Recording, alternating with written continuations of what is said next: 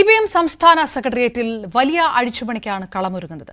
P K Sreemathi, A K Balan തുടങ്ങിയ പ്രമുഖർ വഴിമാറേണ്ടി വരും. കണ്ണൂരിൽ നിന്ന് പി ജയരാജൻ ഇത്തവണയെങ്കിലും സെക്രട്ടേറിയറ്റിലെത്തുമോ എന്ന് കണ്ടറിയണം.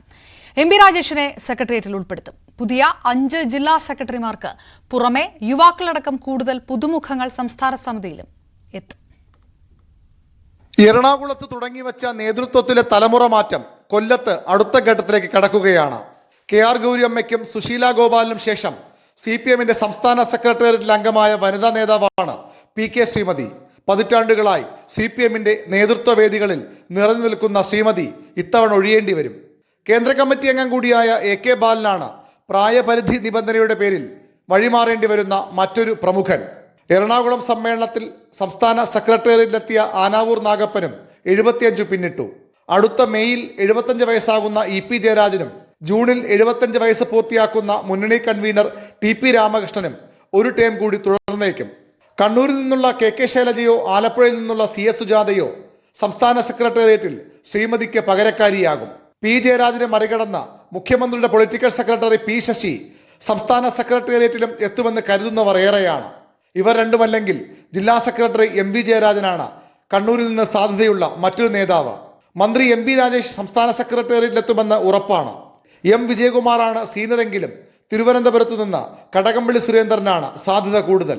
കഴിഞ്ഞ സംസ്ഥാന സമ്മേളനത്തിൽ പ്രതിനിധിയല്ലാതിരുന്നിട്ടും സംസ്ഥാന സമിതിയിലേക്ക് വന്ന V ജോയിയെ സെക്രട്ടേറിയറ്റിലേക്ക് ഉയർത്തിയാലും അത്ഭുതപ്പെടാനില്ല. ജില്ലാ സെക്രട്ടറി സ്ഥാനത്ത് 3 ടേം പൂർത്തിയാക്കിയ P മോഹനൻ, KP ഉദയഭാനു എന്നിവരും സെക്രട്ടേറിയറ്റ് പ്രവേശനം ആഗ്രഹിക്കുന്നവരാണ്. എറണാകുളം ജില്ലാ സെക്രട്ടറി CN മോഹനനെയും പരിഗണിച്ചേക്കാം. പുതിയ ജില്ലാ സെക്രട്ടറിമാരിൽ രാജു എബ്രഹാം ഒഴികെ 5 പേരും സംസ്ഥാന സമിതിയിലില്ല. ഇവരെ പ്രൊമോട്ട് ചെയ്യും. MLA മാരിൽ PP Chittaranjan, M Naushad എന്നിവർക്ക് സംസ്ഥാന സമിതിയിലേക്ക് സാധ്യതയേറെയാണ്.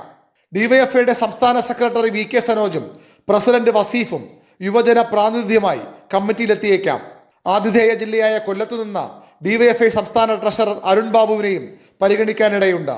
പാർട്ടിക്ക് നാണക്കേടുണ്ടാക്കിയ കരുനാഗപ്പള്ളിയിലെ വിഭാഗീയതയുടെ പേരിൽ സൂസൻ കോടിയെ സംസ്ഥാന സമിതിയിൽ നിന്ന് ഒഴിവാക്കിയേക്കുമെന്നാണ് സൂചന.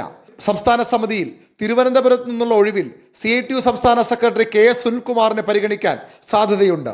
VV Arun, news 18, Thiruvananthapuram. ADM Naveen ബാബുവിന്റെ മരണത്തിൽ CBI അന്വേഷണമില്ല. കുടുംബത്തിന്റെ അപ്പീൽ ഹൈക്കോടതി ഡിവിഷൻ ബെഞ്ച് തള്ളി. അപ്പീൽ തള്ളിയത് നിരാശയുണ്ടാക്കിയെന്നും തുടർ നടപടി ആലോചിച്ച് തീരുമാനിക്കുമെന്നും കുടുംബം പ്രതികരിച്ചു.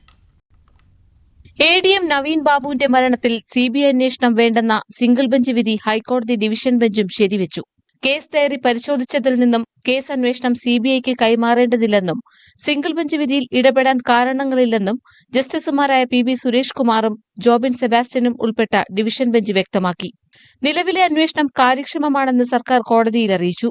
വിധിയിൽ വിഷമമുണ്ടെന്നും തുടർ നടപടി ആലോചിച്ച് തീരുമാനിക്കുമെന്നും ഭാര്യ മഞ്ജുഷ. CBI അന്വേഷണം ഇപ്പൊ കോടതിയിൽ ഞങ്ങളുടെ ആവശ്യം കോടതി അംഗീകരിക്കുമെന്ന് പ്രതീക്ഷിച്ചിരുന്നു. പക്ഷെ അതുണ്ടായില്ല. എന്താണ് എന്നറിയില്ല കോടതി അംഗീകരിക്കാതിരുന്നത്. നമ്മൾ പ്രഗത്ഭനായ അഡ്വക്കേറ്റ് രാംകുമാർ സാർ നന്നായിട്ട് തന്നെ കോടതിയിൽ കാര്യങ്ങൾ പ്രസന്റ് ചെയ്തതാണ്. എന്താണ് സംഭവിച്ചതെന്നറിയില്ല.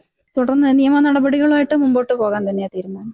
CBI അന്വേഷണം തള്ളിയതിന് പിന്നാലെ ഫേസ്ബുക്ക് പോസ്റ്റുമായി PP ദിവ്യ. അഭിപ്രായം പറയാനുള്ള ആർജവം അടിയറവ് വെക്കരുത് എന്ന പോസ്റ്റാണ് ഫേസ്ബുക്കിൽ പങ്കുവച്ചത്. 2024 ഒക്ടോബർ 15-നാണ് കണ്ണൂർ ADM ആയിരുന്ന നവീൻ ബാബുവിനെ തൂങ്ങി മരിച്ച നിലയിൽ കണ്ടെത്തിയത്. ന്യൂസ് 18, കൊച്ചി.